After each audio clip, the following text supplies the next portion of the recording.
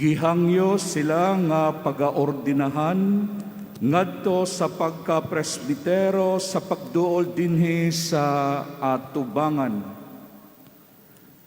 Reverend Jessie James OLAYVAR, AVENIDO, CSS. Aniya ako. Reverend JESTONIE OLAYVAR, AVENIDO, CSS. Aniya ako. Reverend JERSON OLAYVAR, AVENIDO, CSS. Aniya ako.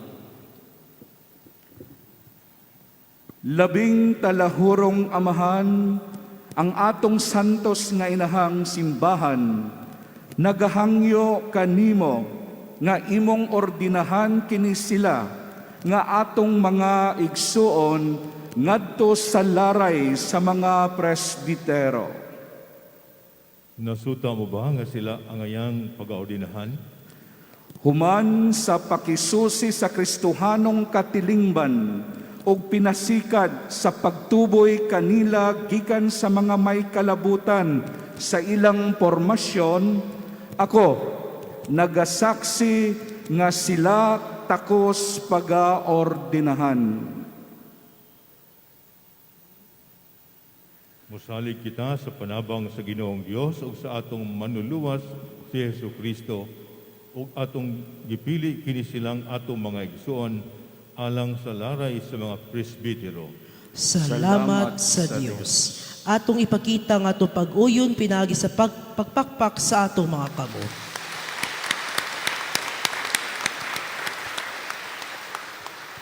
Karon atong paminawon ang homilya sa obispo.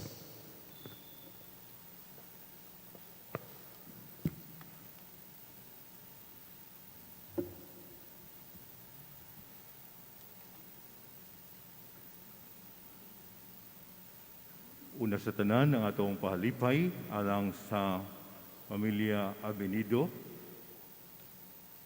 sa ilang mga anak, si Reverend JESSIE, James, JESTONIE ug JERSON nga karon modawat sa sakramento sa orden sa pagkapari. Ato sang pahalipay sa Congregation of the Sacred Stigmata of our Lord Jesus Christ, niining dako nga hitabo sa atong kinabuhi o sa simbahan ining ordinasyon sa Tulo ka Magsoon. Many really are amazed of the ordination of the three AVENIDO brothers, JESSIE James, JESTONIE, and JERSON today. In fact, I think it has caught the attention of some media outlets. First time to hear that there are three brothers who will receive the sacred ordination to the presbyterate. In fact, looking at them there in the picture, people thought that they are triplets, no? Marag triplets yun po. A priest from Dipolog, their college seminary rector, Father Linilo AVENIDO Dagpin, also a graduate here of St. John Vianney Theological Seminary, texted me, parinti rin na namo, Bishop, kay AVENIDO man. AVENIDO yung middle name.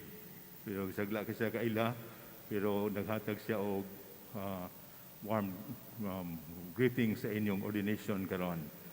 Matod pa niya, sakop kamo sa parianong banay. And there are really several comments of praise and thanksgiving for this unique and wonderful event that we witnessed today. And in fact, this is also my first time to ordain three brothers to the priesthood. Indeed, this is really a gift from the Lord. As we celebrate 500 years of Christianity, the Lord has gifted us with the gift of priesthood. So daghang kayong salamat sa Ginoo. We thank God above all, who is the source of this vocation and ministry. Of course, we also thank Mama Mary, whose birthday we celebrate today. Mga ginikanan, the parents we know who are active in the parish, from their story, they were really active even when they still lived in San Fernando, in Calendaria, a remote area, and the parish priest of San Fernando is here to represent San Fernando, and also your relatives are here. And of course, after that, they transferred to Puerto, and now they reside at Bara, Opol, and the family is still active in the parish. Tinuod ginang-giingon nato nga the family is the seat of vocation. Makita nato sa ilang witnessing as a family. Hining atol sa pangilin sa birthday ni Mama Mary, this ordination must be our beautiful gift to her, the mother of Christ and the mother of all priests, the mother of the church. We may as well take Mary as our inspiration and intercessor for our priest, especially this newly ordained priest. First, let us ask the Lord to possess the contemplative heart of Mary, especially for our ordinandi, that we may have that heart which is able to relieve Christ coming to us in our lives every day, that we may have that vigilant heart always ready to listen to where the Holy Spirit leads us. Mary, in her vigilance, received the announcement that changed the history of humanity. Conceding in faith, she bore Jesus in her heart. Una siyang kasing-kasing, and she bore Jesus in her womb, and she brought forth the light of the world. That really changed, transformed the history of the world, our history, of human history. Mary, together with Joseph, then became the first disciples of Jesus. As disciples of Christ, they went through the great trials in their life, sharing in the mystery of their Son. Mary, with her maternal heart, remains vigilant, following Jesus, her Son, right up to the foot of the cross, where her heart was also pierced in fulfillment of Simeon's prophecy. And in that pierced heart, she too became the mother of the church. The Lord entrusted us to her maternal care. Hence, we ask in this Eucharistic celebration, we ask Mary, the mother of Jesus, the mother of all priests, to grant us and to grant them that vigilance and contemplative heart that will enable them to discern the movements of the Holy Spirit in their lives and in their ministry. May their yes, like the yes of Mary, be always coherent, integral, and sustainable. Second, the yes of Mary clarifies her identity as a humble servant of the Lord. When she said, "I am the maid servant of the Lord, be it done unto me according to your word." Here, she taught us how to be a servant leader before the Lord as priest. First of all, a total offering of oneself to God. Jesus himself, by his incarnation, put on the servant mind of Christ to be able to serve and love and care for all of us. This is something that we should continue to ponder and live in our priestly life and ministry. Yes, like Mary, we are encouraged to bring the joy of the gospel to all people, just as Mary did to Elizabeth, her cousin. She served Elizabeth there for 3 months. Of course, we can only fulfill this through our constant intimacy with Jesus through Mary. Our intimacy with Jesus. I remember also the words of Saint Mother Teresa of Calcutta in her address to the priest in the retreat of the priest. And she said, "Our mission is to be with Jesus, to bring Jesus, only Jesus, and always Jesus to others. To be with Jesus, to bring Jesus, only Jesus, and always Jesus to others. Very simple words of Mother Teresa and Mother Teresa of Calcutta. Just like Mary, our mother, who brought forth the good news and broke the good news to her cousin Elizabeth. That is the core of our mission. Our ministry as priests is founded on the love of God and not of any ideology like Mary, as we have heard in the gospel. It is God who loves us so much that out of his love, he calls us to be priests in the church, to continue his ministry as priests in the church. But perhaps let us also try to look at the contemporary understanding of servant leadership in our times today. If we go back again to the scriptures, servant leadership is not primarily about functions or roles to be done in the church. It's not about titles. In the scripture, even there is no definite description of a function of a deacon, presbyter, or episcopos. On the other hand, it describes who is a deacon, presbyter, or episcopos. In 1 Timothy chapter 3, verses 8 to 12, it describes a deacon, presbyter, or episcopos as a person who must be respectable men whose word can be trusted, moderate in the amount of wine, and with no squalid greed for money. The description is more of the quality of the person called to be a servant in the church and in the Christian community. Servanthood here does not refer to a function of a servant, but more of the person of a servant first of all. Servanthood, then, is a way of life whereby one finds a resource from Jesus himself, the model servant of all, and Mary, the maid servant of the Lord. Look up to Jesus and Mary, how we should live out our priestly life and ministry.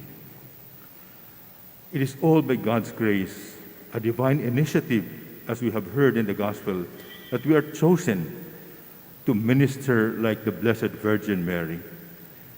We are really not worthy of it, but it is God's magnanimous love that makes us worthy. I would like to reflect on the gospel verse also that you choose for your ordination, that deals with the call of Saint Peter to be a fisher of man. Just try to remember that Simon, son of John, and Peter, a fisher of man, is one and the same person. These are words of the late Archbishop Fulton C.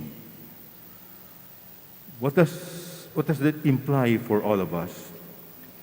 It is by God's grace that Simon becomes Peter, entrusted with a new mission.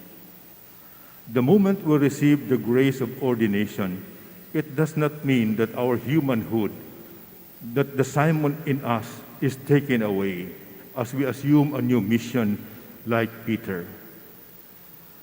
We do not become angels after ordination, but remains JESSIE James, JESTONIE, and JERSON. We remain who we are. But then, through this grace of ordination, we can see the movements of the Spirit, both the impulse of the human nature and the impulse of the Holy Spirit is what propels our lives as priests. Kunang kinahanglan dugang pag-ampo and to creatively live this tension in our lives as Simon and at the same time as Peter in our lives. Mas maaypon niya itong mga kaigsunan o ginikanan nga masabtan nato nga bisag after ordination wala ni sila mamahimong anghel. Nagpabilin silang tao kaayo as JESSIE James JERSON, and JESTONIE. By God's grace, we can live it creatively. Yes, we do still have our weaknesses, but at the same time, the grace of ordination will always help us, support us, and sustain us. As in the life of St. Paul, when the Lord said to him, "My grace is sufficient for you." Salig kita kanunay sa Ginoo. So that, like Mary's fiat, we cannot be compromising also in our response to God's call. Jesus in the Gospel told Simon to cast the nets into the deep. What does it imply for us, priests, during ordination? First of all, like Mary, it implies total surrender to Jesus in our life as priests, and that is to cast all the nets of our lives to Him. Taktak ang tanang pukot sa atong kinabuhi, sunod sa Ginoo. So dili di pwede nga sa atong pagkapari ang usa ka tiil na pikas, ang usa ka tiil na asa pikas. Itaktak ang inyong pukot aron makakuha og isda. Total surrender of our lives to Jesus who calls us, like Mary who said, "I am the maidservant of the Lord." Katapusan, let us also remember that our accountability, first of all, as priests, is to be fishers of men. Wala tagingan lang gitawag sa Ginoo to be fishers for men, but fishers of men. Manadagat sa mga tao, dili manadagat alang sa mga tao.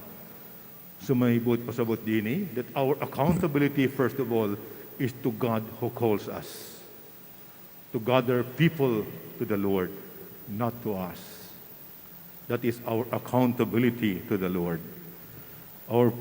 That also means that in our pastoral ministry, let us exercise it with utmost excellence, motivated by the love of God, and be accountable to God and His people. Again, St. Peter, in his letter, the first letter of St. Peter, to be accountable to God, he said, "Let us live wisely. Keep your senses awake to greet the hours of prayer." Our accountability is first of all to God, and the rest will follow. So we hope that in this ordination, through the intercession of Mama Mary, she will help you become truly a holy and loving and good priest in our times today, in this new, as we celebrate these 500 years of Christianity.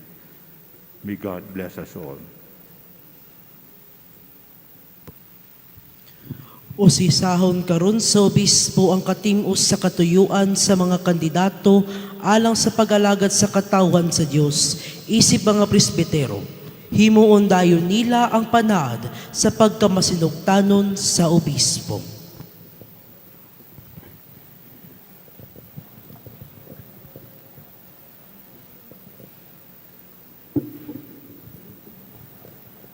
Mga anak ko, sa dili pa kamo ordinahan nga mga presbitero, ipahayag at tubangan sa mga tao ang inyong tuyo sa pagtuman ining opisyo. Kabubuton ba ninyo nga uban sa panabang sa Espiritu Santo, tumanon ninyo nga makanunayon ang opisyo sa pagkapari diha sa laray sa mga presbitero, isip takos nga mga kabulig sa mga obispo sa pag-atiman sa panon sa Ginoo. Oo, akong kabubuton. Oo, akong kabubuton. Oo, akong kabubuton. Kabubuton ba ninyo ang pagbansay sa ministeryo sa pulong, diha sa pagsangyaw sa Ebanghelyo, o sa pagpasabot sa pagtuong Katoliko sa paagi nga angay o makinaadmanon? Oo, akong kabubuton.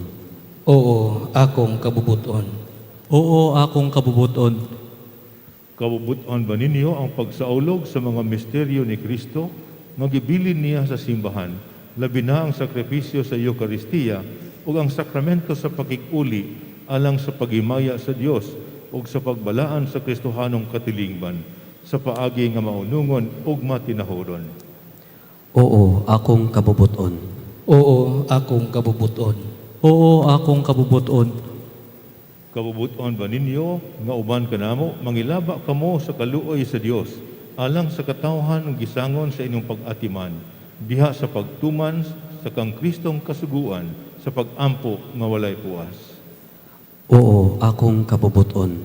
Oo, akong kabubuton. Oo, akong kabubuton.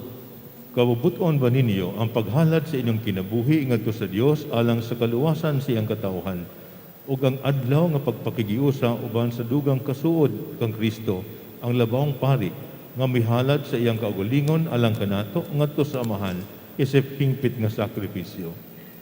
Oo, akong kabubuton uban sa panabang sa Dios. Oo, akong kabubuton uban sa panabang sa Dios. Oo, akong kabubuton uban sa panabang sa Dios.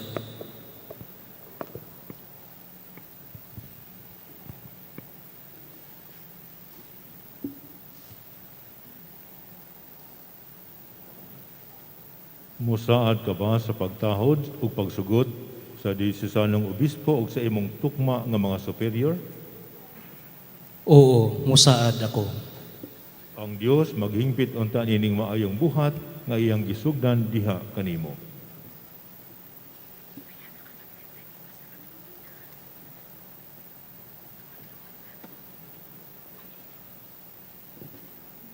Musaad ka ba sa pagtahod o pagsugot sa diyosesanong obispo o sa imong tukma nga mga superior? Oo, musaad ako. Ang Dios maghingpit unta ining maayong buhat nga iyang gisugdan diha kanimo.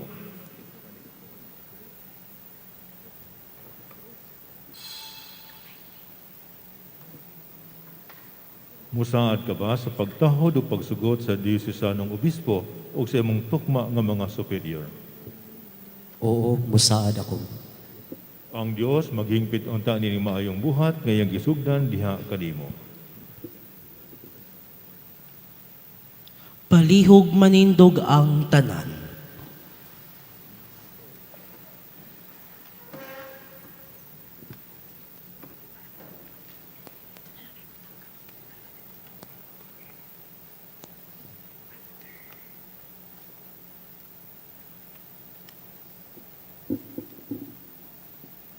Inigugmang katawhan, magampo kita nga ang labing makagagahom nga amahan.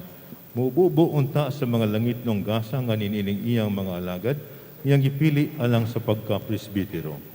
Palihog mangluhod ang tanan.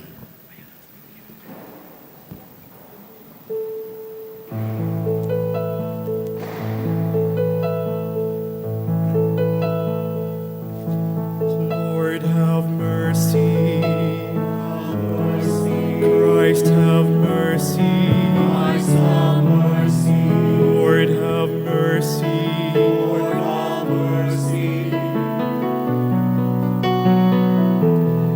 Mary and Joseph, For us. Michael and all angels, For us. Anna, Joachim, Elizabeth, For us. Elijah, Moses, John the Baptist, For us. Isaac, Sarah, Abraham, Pray for us. Jacob, Joseph, Samuel, Pray for us. Ruth, David, and Solomon, Pray for us. Isaiah, Jeremiah,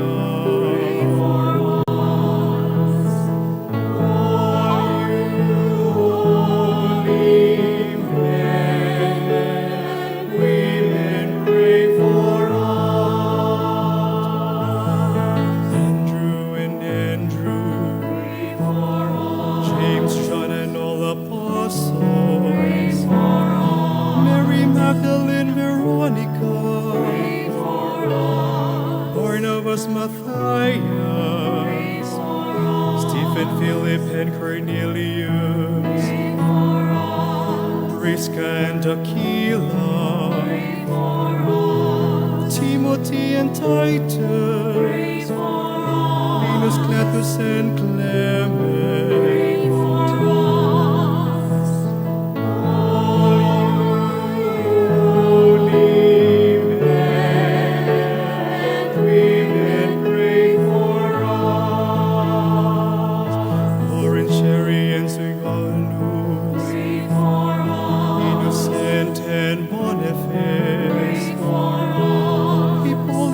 and Origin, Athenaeus and Basic, Felicity Perpetua, Cosmos and Damien, John Chrysostomon and Catherine, Lucia, Agatha and Agnes. All you holy men and women, pray for us. Jerome and Eusebius, Scholastica and Benedict, Ambrose, Monica, Augustine, Martin and Gregory, Claire, Francis and Dominic, Francis Xavier, Ignatius, Elizabeth and Catherine, Louis and Wenceslao. All you holy men and women, pray for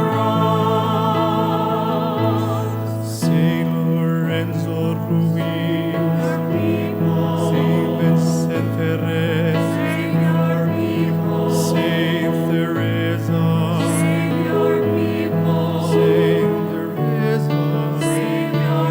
San Isidro Labrador, Saint Lorenzo Camso,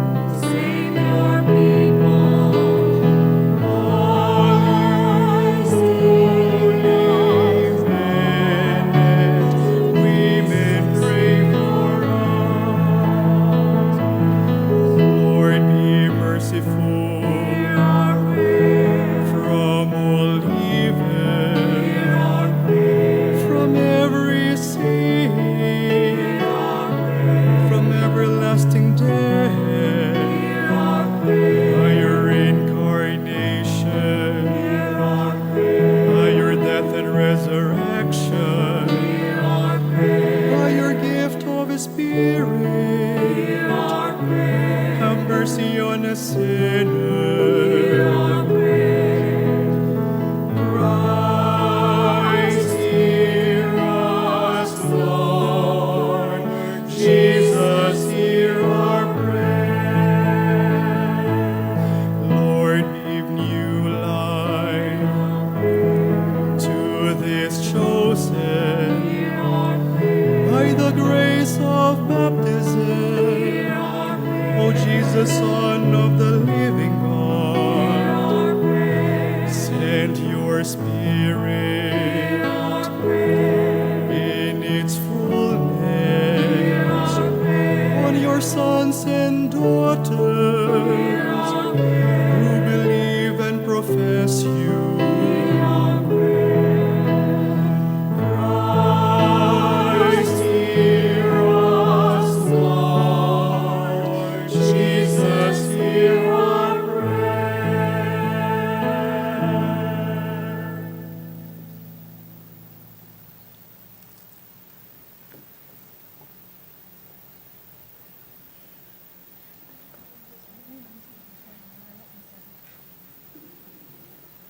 Dungga kami, Ginoo among Dios, ug ibubo nga ni sa imong mga alagad ang panalangin sa Espiritu Santo, ug ang grasya ug gahom sa pagkapari. Sa imong atubangan, amo silang gihalad alang sa ordinasyon. Agaka sila sa imong walay puas nga gugma. Kini among gipangayo pinaagi ni Kristo among Ginoo. Amen. Palihog manindog ang tanan. Ania na kita sa pinakasolemne nga bahin sa seremonya sa ordinasyon. Pinaagi sa simbolo sa pagpandong sa mga kamot nga maoy usa ka lihok nga gikan pa sa karaang testamento. Kining mga batanong lalaki ato mga igsuon o gigala mamahimong mga kabahin sa laray sa mga presbitero. Human sa pagpandong sa mga kamot, ang obispo mulitok sa solemne nga pag-ampo sa ordinasyon. Magpabilit kitang magtindog uban sa kahilom o pagtahod sa seremonyas.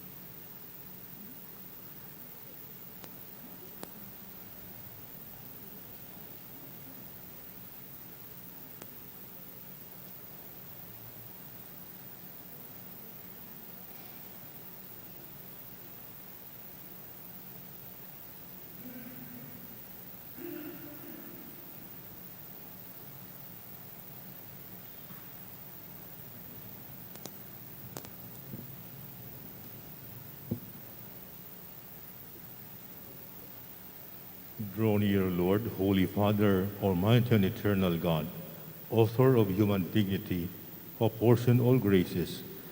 Through you everything progresses and all things are held secure.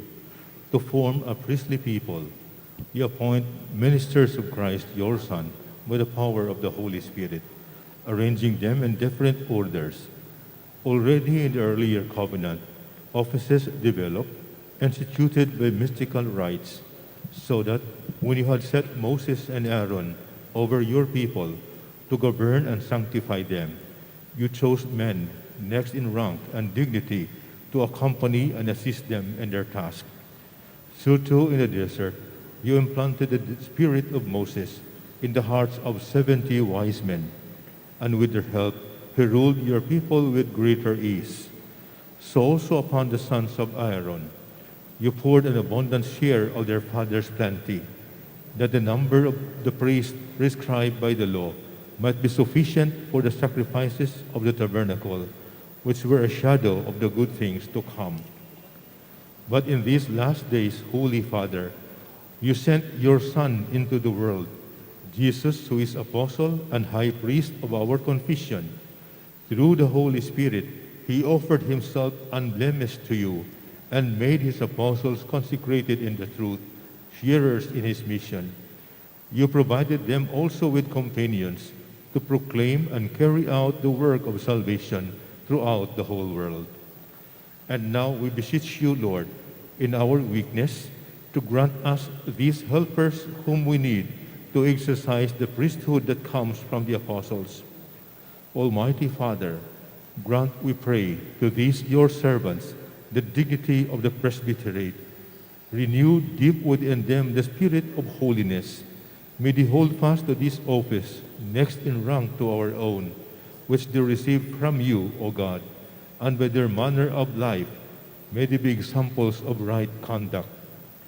May they be worthy co-workers with our order, so that by their preaching and through the grace of the Holy Spirit, the words of the gospel may bear fruit in human hearts and reach even to the ends of the earth. Together with us, may they be faithful stewards of your mysteries, so that your people may be renewed in the waters of rebirth and nourished from your altar, so that sinners may be reconciled and the sick raised up. May they be joined with us, Lord, as we implore your mercy for the people entrusted to their care and for the entire world.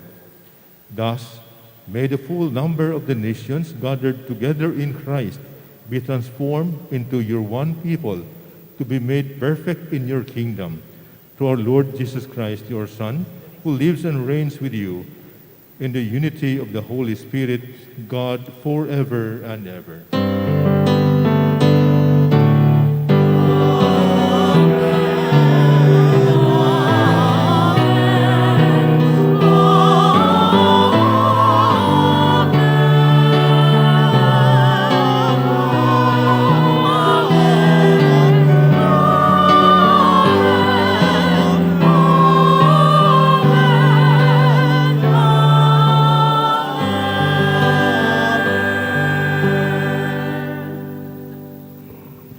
Karon ang atong bagong mga pari magsulob na sa ilang mga biste, ang kasulya ug ang istola, timaan sa katungdanan nga ilang gidawat diha sa pagkapari. Dayon, pagadihugan sa krisma ang mga kamot sa bagong pari.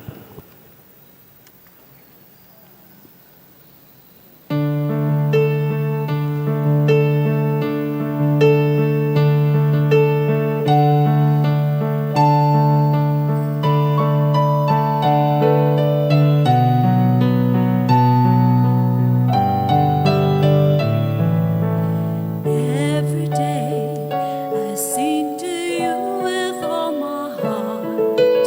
Hear my prayer, I raise them all into your hands. Come to me and keep me safe in your arms.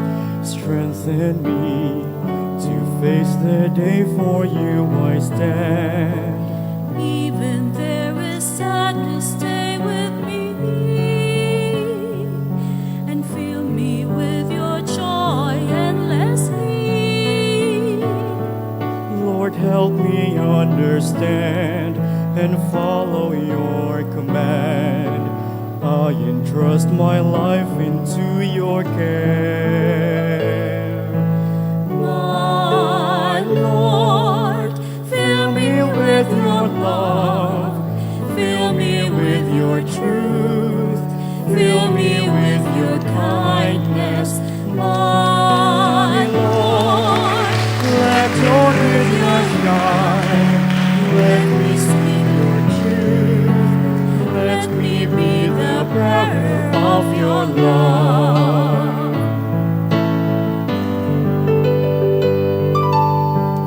Every day, let me proclaim and testify. In your word, show me your way, for you are light. You alone can bring all wonders in this life. Heal all wounds and take all worries I have. Even there is darkness, stay with me. And in your hands I hold faithfully. Lord, feel your grace inside. Grant me what you desire.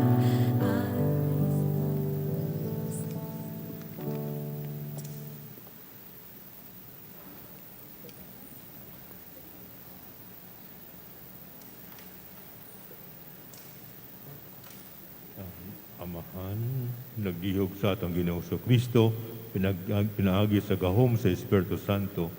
Si Jesus mag-amping unta kanimo sa pagsantos sa katawhan Kristohanon ug sa paghalad sa sakripisyo ngadto sa Dios.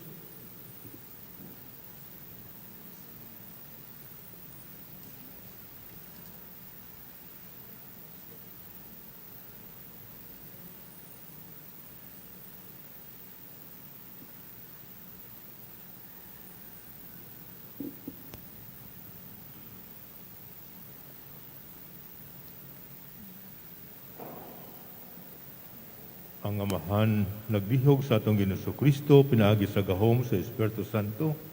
Si Jesus mag-amping unta kanimo sa pagsantos sa katawhang Kristohanon ug sa paghalad nga sa sakripisyo ngadto sa Dios.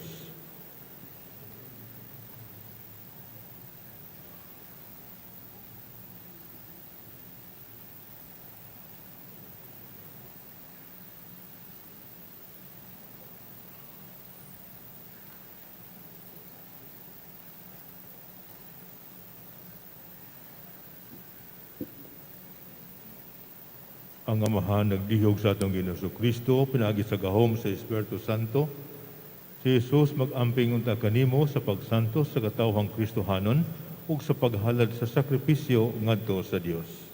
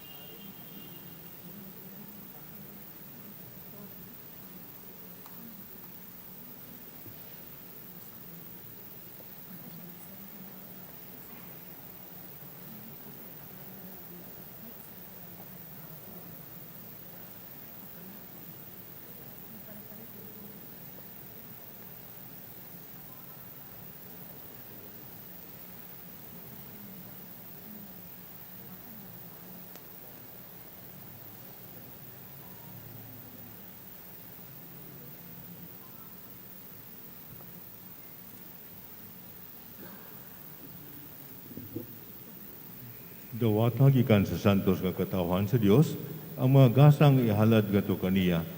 Sabta ang imong gibuhat ug sunduga ang misteryo nga imong gisaulog. Ipahaom ang imong kinabuhi sa misteryo sa krus sa Ginoo.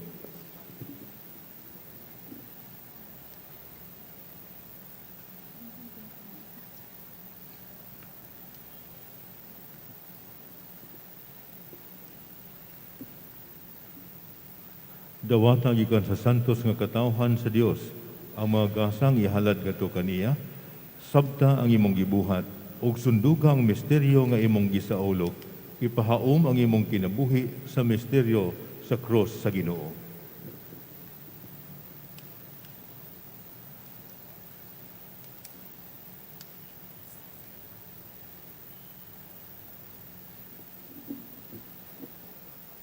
Dawata gikan sa santos nga katawhan sa Dios, ang mga gasang ihalad ngadto kaniya. Sabta ang imong gibuhat ug sunduga ang misteryo nga imong gisaulog. Ipahaom ang imong kinabuhi sa misteryo sa krus sa Ginoo. Karon ang Arsobispo magpaambit sa kalinaw ngadto sa ato mga bag-ong pare.